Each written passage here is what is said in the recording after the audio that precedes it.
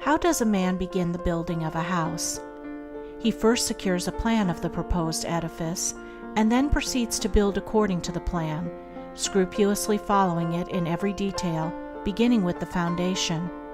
Should he neglect the beginning on a mathematical plan, his labor would be wasted, and his building, should it reach completion without tumbling to pieces, would be insecure and worthless. The same law holds good in any important work.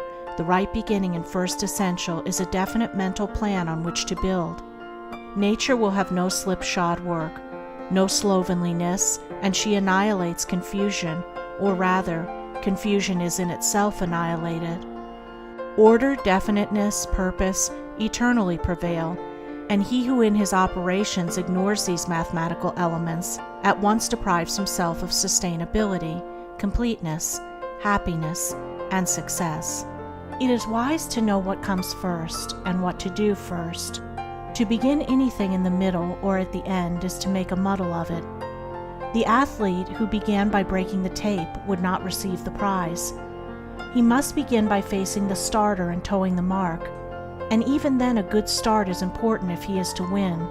The pupil does not begin with algebra and literature, but with counting and ABC.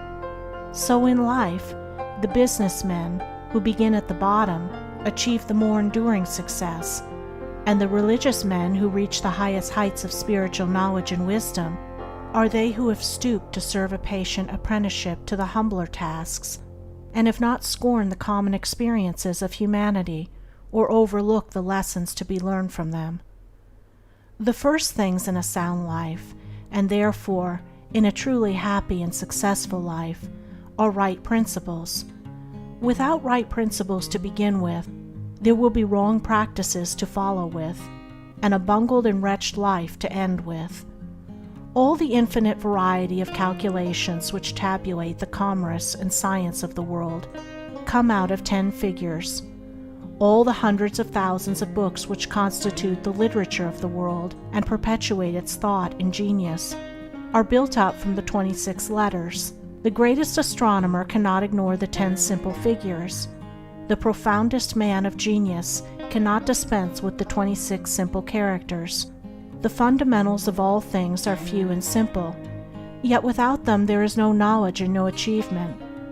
The fundamentals, the basic principles in life or true living, are also few and simple, and to learn them thoroughly and study how to apply them to all the details of life is to avoid confusion and to secure a substantial foundation for the orderly building up of an invincible character and a permanent success. And to succeed in comprehending those principles in their innumerable ramifications in the labyrinth of conduct is to become a master of life. The first principles in life are principles of conduct. To name them is easy. As mere words, they are on all men's lips. But as fixed sources of action, admitting of no compromise, few have learned them. In this short talk I will deal with 5 only of these principles. These 5 are amongst the simplest of the root principles of life, but they are also those that come nearest to the everyday life, for they touch the artisan, the businessman, the householder, the citizen at every point. No one of them can be dispensed with but at severe cost, and he who perfects himself in their application will rise superior to many of the troubles and failures of life, and will come into these springs and currents of thought which flow harmoniously toward the regions of enduring success. The first of these principles is duty.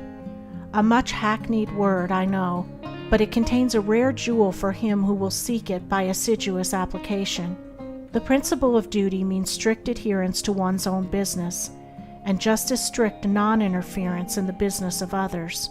The man who is continually instructing others, gratis, how to manage their affairs, is the one who most mismanages his own. Duty also means undivided attention to the matter in hand, intelligent concentration of the mind on the work to be done.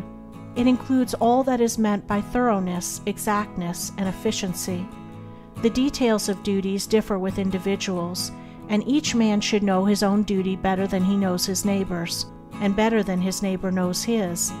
But although the working details differ, the principle is always the same. Who has mastered the demands of duty? Honesty is the next principle. It means not cheating or overcharging another. It involves the absence of all trickery, lying, and deception by word, look, or gesture. It includes sincerity, the saying what you mean, and the meaning what you say.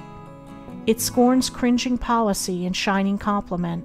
It builds up good reputations, and good reputations build up good businesses, and bright joy accompanies well-earned success. Who has scaled the heights of honesty? Economy is the third principle. The conservation of one's financial resources is merely the vestibule leading towards the more spacious chambers of true economy. It means, as well, the husbanding of one's physical vitality and mental resources. It demands the conservation of energy by the avoidance of enervating self-indulgences and sensual habits. It holds for its followers strength, endurance, vigilance, and the capacity to achieve. It bestows great power on him who learns it well. Who has realized the supreme strength of economy? Liberality follows economy. It is not opposed to it. Only the man of economy can afford to be generous. The spendthrift, whether in money, vitality, or mental energy, wasted so much on his own miserable pleasures as to have none left to bestow upon others. The giving of money is the smallest part of liberality. There is the giving of thoughts and deeds and sympathy, the bestowing of goodwill, the being generous towards calumniators and opponents. It is a principle that begets a noble, far-reaching influence. It brings loving friends and staunch comrades, and is the foe of loneliness and despair. Who has measured the breadth of liberality? Self-control is the last of these 5 principles, yet the most important. Its neglect is the cause of vast misery, innumerable failures, and tens of thousands of financial, physical, and mental wrecks. Show me the businessman who loses his temper with a customer over some trivial matter, and I will show you a man who, by that condition of mind, is doomed to failure. If all men practiced even the initial stages of self-control, anger, with its consuming and destroying fire, would be unknown.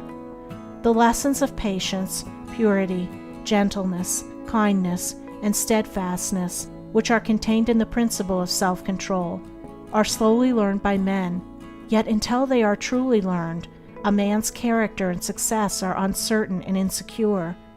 Where is the man who has perfected himself in self-control? Where he may be, he is a master indeed.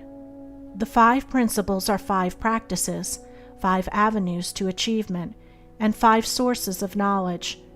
It is an old saying and a good rule that practice makes perfect, and he who would make his own wisdom, which is inherent in those principles, must not merely have them on his lips, they must be established in his heart. To know them and receive what they alone can bring, he must do them, and give them out in his actions. From the 5 foregoing right principles, when they are truly apprehended and practiced, will issue sound methods. Right principles are manifested in harmonious action, and method is to life what law is to the universe. Everywhere in the universe there is the harmonious adjustment of parts, and it is this symmetry and harmony that reveals a cosmos, as distinguished from chaos. So in human life, the difference between a true life and a false life, between one purposeful and effective and one purposeless and weak, is one of method. The false life is an incoherent jumble of thoughts, passions, and actions.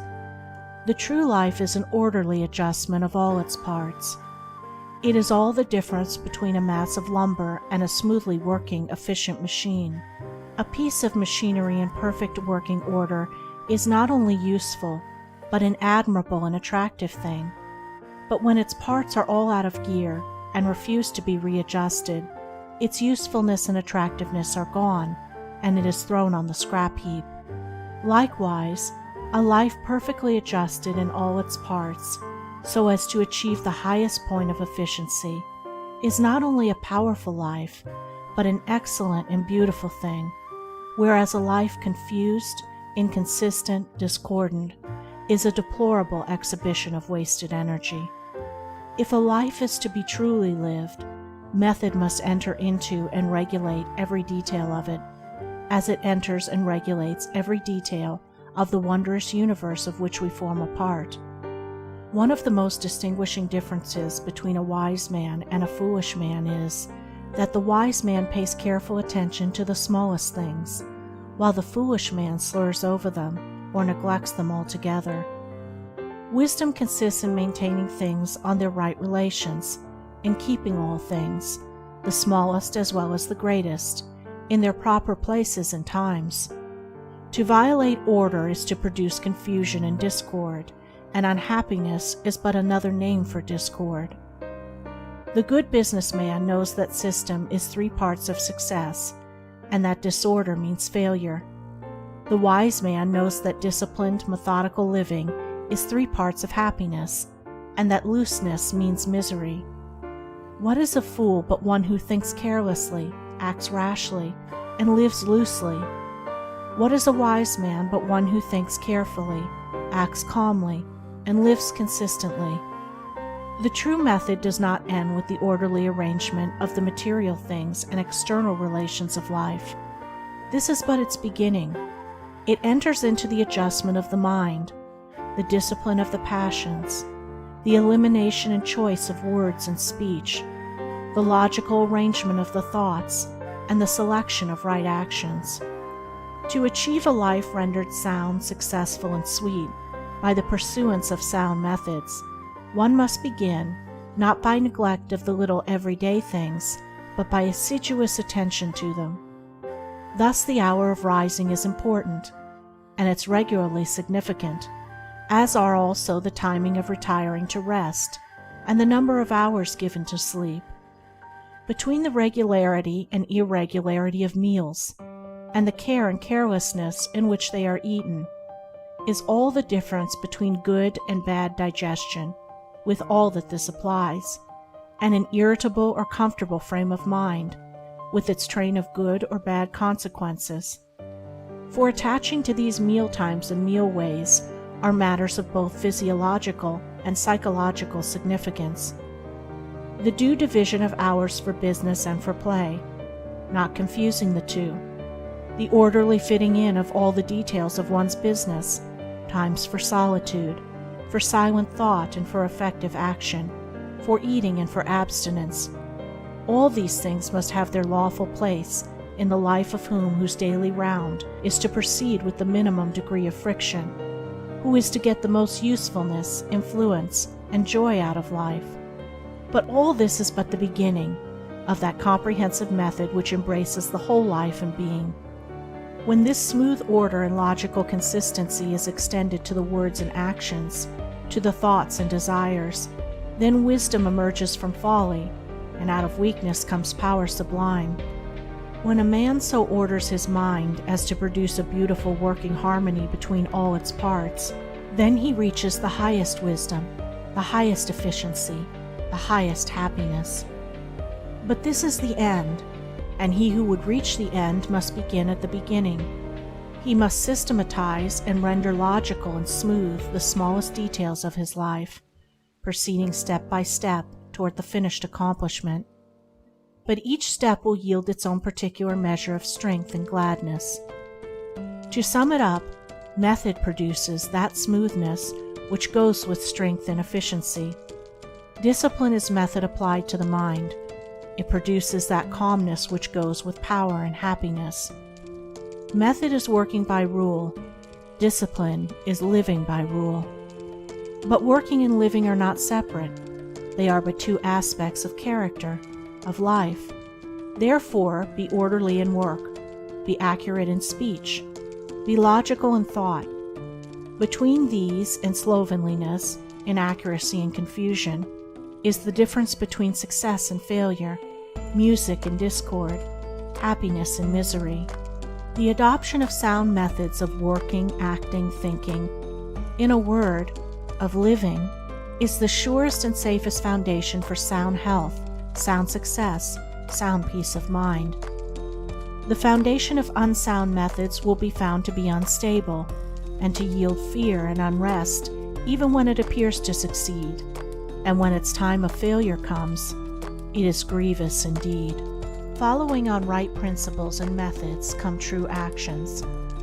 One who is striving to grasp true principles and work with sound methods will soon come to perceive that details of conduct cannot be overlooked, that, indeed, those details are fundamentally distinctive or creative, according to their nature, and are of deep significance and comprehensive importance, and this perception and knowledge of the nature and power of passing actions will gradually open and grow within him as an added vision, a new revelation. As he acquires this insight, his progress will be more rapid, his pathway in life more sure, his days more serene and peaceful. In all things, he will go the true and direct way, unswayed and untroubled by the external forces that play around and about him. Not that he will be indifferent to the welfare and happiness of those about him, that is quite another thing, but he will be indifferent to their opinions, to their ignorance, to their ungoverned passions. By true actions, indeed, is meant acting rightly towards others, and the right doer knows that his actions, in accordance with truth, are but for the happiness of those about him, and he will do them even though an occasion may arise when someone near to him may advise or implore him to do otherwise. True actions may easily be distinguished from false by all who wish so to distinguish, in order that they may avoid false action and adopt true. As in the material world, we distinguish things by their form, color, size, etc., choosing those things which we require, and putting by those things which are not useful to us. So in the spiritual world of deeds, we can distinguish between those that are bad and those that are good by their nature, their aim, and their effect, and can choose and adopt those that are good and ignore those that are bad. In all forms of progress, avoidance of the bad always precedes acceptance and knowledge of the good. Just as a child at school learns to do its lessons right by having repeatedly pointed out to it how it has done them wrong, if one does not know what is wrong and how to avoid it, how can he know what is right and how to practice it? Bad or untrue, actions are those that spring from a consideration of one's own happiness only, and ignore the happiness of others, that arise in violent disturbances of the mind and unlawful desires, or that call for concealment in order to avoid undesirable complications. Good or true actions are those that spring from a consideration for others, that may arise in calm reason and harmonious thought framed on moral principles, or that will not involve the doer in shameful consequences if brought into the full light of day. The right doer will avoid those acts of personal pleasure and gratification which by their nature bring annoyance, pain, or suffering to others, no matter how insignificant those actions may appear to be. He will begin by putting away these. He will gain a knowledge of the unselfish and true by first sacrificing the selfish and untrue. He will learn not to speak or act in anger, or envy, or resentment, but will study how to control his mind, and will restore it to calmness before acting, and most important of all, he will avoid, as he would the drinking of deadly poison, those acts of trickery, deceit, double-dealing, in order to gain some personal profit of advantage, and which lead, sooner or later, to exposure and shame for the doer of them. If a man is prompted to do a thing which he needs to conceal, and which he would not lawfully and frankly defend if it were examined of witness, he should know by that it is a wrong act, and therefore to be abandoned without a further moment's consideration. The carrying out of this principle of honesty and sincerity of action, too, will further lead him into such a path of thoughtfulness and right doing as will enable him to avoid doing those things which would involve him in the deceptive practices of other people. Before signing papers, or entering into verbal or written agreements, or engaging himself to others in any way at their request, particularly if they be strangers, he will first inquire into the nature of the work or undertaking, and so, enlightened, he will know exactly what to do, and will be fully aware of the import of his action. To the right doer, thoughtlessness is a crime. Thousands of actions done with good intent lead to disastrous consequences because they are acts of thoughtlessness. And it is well said that the way to hell is paved with good intentions. The man of true action is, above all things, thoughtful. Be ye therefore wise as serpents and harmless as doves. The term thoughtlessness covers a wide field in the realm of deeds.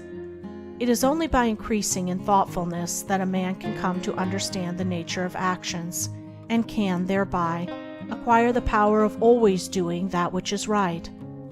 It is impossible for a man to be thoughtful and act foolishly. Thoughtfulness embraces wisdom. It is not enough that an action is prompted by a good impulse or intention.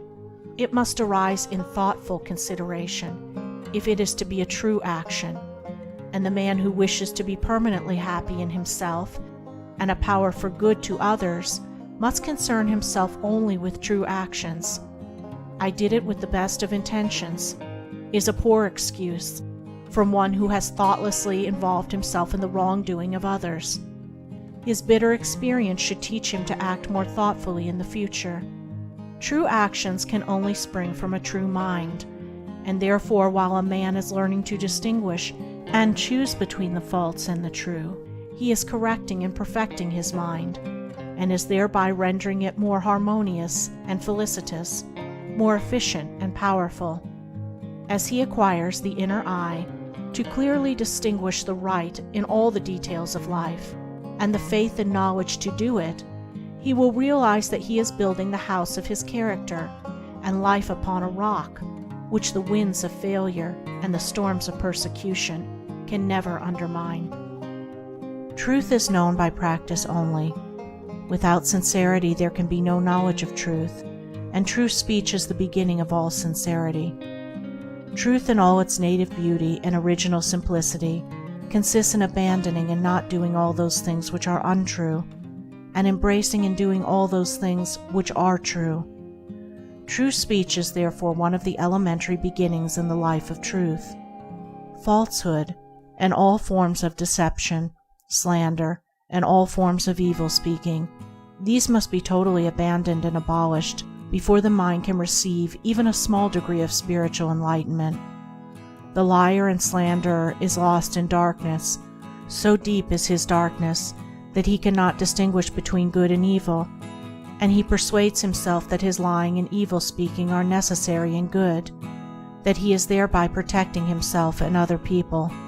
Let the would-be student of higher things look to himself and beware of self-delusion. If he is given to uttering words that deceive, or to speaking evil of others, if he speaks in insincerity, envy, or malice, then he has not yet begun to study higher things. He may be studying metaphysics, or miracles, or psychic phenomena, or astral wonders. He may be studying how to commune with invisible beings, to travel invisibly during sleep, or to produce curious phenomena. He may even study spirituality theoretically and as a mere book study. But if he is a deceiver and a backbiter, the higher life is hidden from him. For the higher things are these: uprightness, sincerity, innocence, purity, kindness, gentleness, faithfulness, humility, patience, pity, sympathy, self-sacrifice, joy, goodwill, love. And he who would study them, know them, and make them his own, must practice them. There is no other way. Lying and evil speaking belong to the lowest forms of spiritual ignorance, and there can be no such thing as spiritual enlightenment while they are practiced. Their parents are selfishness and hatred. Slander is akin to lying, but it is even more subtle, as it is frequently associated with indignation, and by assuming more successfully the appearance of truth, it ensnares many who would not tell a deliberate falsehood. For there are two sides to slander. There is the making of repeating of it, and there is the listening to it and acting upon it. The slanderer would be powerless without a listener. Evil words require an ear that is receptive to evil in which they may fall, before they can flourish. Therefore, he who listens to a slanderer, who believes it, and allows himself to be influenced against the person whose character and reputation are defamed, is in the same position as the one who framed or repeated the evil report. The evil speaker is a positive slanderer. The evil listener is a passive slanderer. The two are cooperators in the propagation of evil. Slander is a common vice and a dark and deadly one. An evil report begins in ignorance and pursues its blind way in darkness. It generally takes its rise in a misunderstanding. Someone feels that he or she has been badly treated, and filled with indignation and resentment, unburdens himself to his friends and others in vehement language, exaggerating the enormity of the supposed offense on account of the feeling of injury by which he is possessed. He is listened to and sympathized with. The listeners, without hearing the other person's version of what has taken place, and on no other proof than the violent words of an angry man or woman, become cold in their attitude towards the one spoken against, and repeat to others what they have been told, and as such repetition is always more or less inaccurate, a distorted and altogether untrue report is soon passing from mouth to mouth. It is because slander is such a common vice that it can work the suffering and injury that it does. It is because so many, not deliberate wrongdoers, and unconscious of the nature of the evil into which they so easily fall, are ready to allow themselves to be influenced against one whom they have hitherto regarded as honorable, that an evil report can do its deadly work. Yet its work is only amongst those who have not altogether acquired the virtue of true speech, the cause of which is a truth-loving mind. When one who has not entirely freed himself from repeating or believing an evil report about another hears of an evil report about himself, his mind becomes aflame in burning resentment, his sleep is broken, and his peace of mind is destroyed. He thinks the cause of all his suffering is the other man and what the other man has said about him, and is ignorant of the truth that the root and cause of his suffering lies in his own readiness to believe an evil report about another.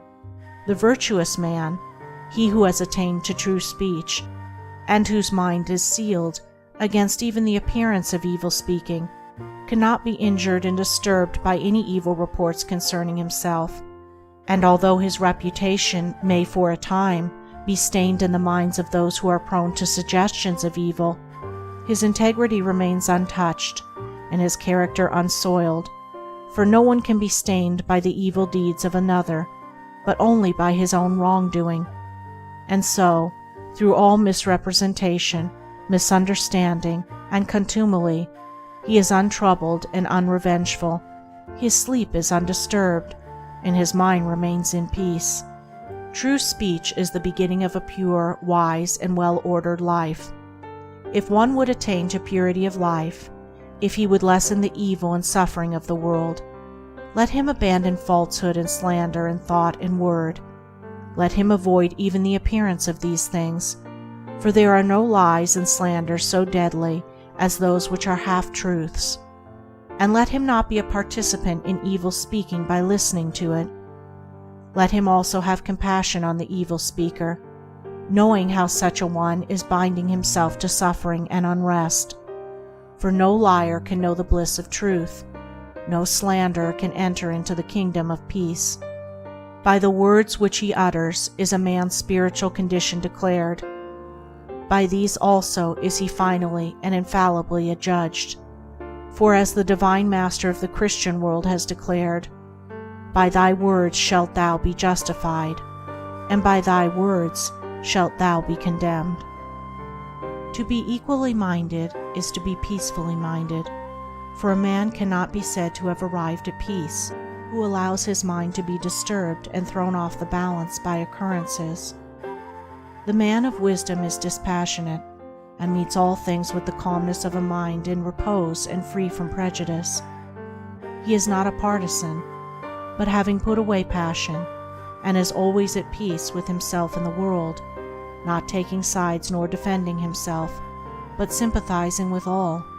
The partisan is so convinced that his own opinion and his own side is right, and that all goes contrary to them is wrong, that he cannot think there is any good in the other opinion and the other side. He lives in a continual fever of attack and defense, and has no knowledge of the quiet peace of an equal mind. The equal-minded man watches himself in order to check and overcome even the appearance of passion and prejudice in his mind, and by so doing he develops sympathy for others, and comes to understand their position and particular state of mind, and as he comes to understand others, he perceives the folly of condemning them and opposing himself to them. Thus there grows up in his heart a divine charity which cannot be limited, but which is extended to all things that live and strive and suffer. When a man is under the sway of passion and prejudice, he is spiritually blind. Seeing nothing but good in his own side, and nothing but evil in another, he cannot see anything as it really is, not even his own side, and not understanding himself, he cannot understand the hearts of others, and thinks it is right that he should condemn them. Thus there grows up in his heart a dark hatred for those who refuse to see him and who condemn him in return. He becomes separated from his fellow man, and confines himself to a narrow torture chamber of his own making. Sweet and peaceful are the days of the equal-minded man, fruitful in good, and rich in manifold blessings. Guided by wisdom, he avoids those pathways which lead down to hatred and sorrow and pain, and takes those which lead up to love and peace and bliss. The occurrences of life do not trouble him, nor does he grieve over those things which are regarded by mankind as grievous, but which must befall all men in the ordinary course of nature.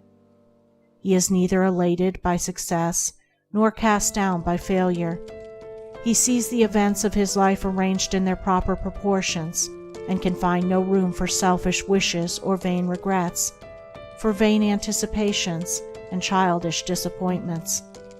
And how is this equal-mindedness, this blessed state of mind and life, acquired? Only by overcoming oneself, only by purifying one's own heart, for the purification of the heart leads to unbiased comprehension. Unbiased comprehension leads to equal-mindedness, and equal-mindedness leads to peace. The impure man is swept helplessly away on the waves of passion. The pure man guides himself into the harbor of rest. The fool says, "I have an opinion." The wise man goes about his business. A considerable portion of the happenings of life comes to us without any direct choosing on our part, and such happenings are generally regarded as having no relation to our will or character, but as appearing fortuitously, as occurring without a cause. Thus one is spoken of as being lucky and another unlucky, the inference being that each has received something which he never earned, never caused. Deeper thought and a clearer insight into life convinces us, however, that nothing appears without a cause, that cause and effect are always related in perfect adjustment and harmony. That being so, every happening directly affecting us is intimately related to our own will and character, is indeed an effect justly related to a cause having its seat in our consciousness. In a word, involuntary happenings of life are the results of our own thoughts and deeds. This, I admit, is not apparent on the surface, but what fundamental law, even in the physical universe, is so apparent? If thought, investigation, and experiment are necessary to the discovery of the principles which relate one material atom to another, even so are they imperative to the perception and understanding of the mode of action which relate one mental condition to another, and such modes, such laws, are known by the right doer, by him who has acquired an understanding mind by the practice of true actions. We reap as we sow. Those things which come to us, though not by our own choosing, are by our own causing. The drunkard did not choose the delirium tremens or insanity which overtook him, but he caused it by his own deeds. In this case, the law is plain to all minds, but where it is not so plain, it is nonetheless true. Within ourselves is the deep-seated cause of all our sufferings, the spring of all our joys. Alter the inner world of thoughts, and the other world of events will cease to bring you sorrow. Make the heart pure, and to you all things will be pure, all occurrences happy and in true order. Within yourselves deliverance must be sought. Each man his prison makes. Each hath such lordship as the loftiest ones. Nay, for with powers above, around, below, as with all flesh and whatsoever lives, act maketh joy or woe. Our life is good or bad, enslaved or free, according to its causation in our thoughts. For out of these thoughts spring all our deeds, and from these deeds come equitable results.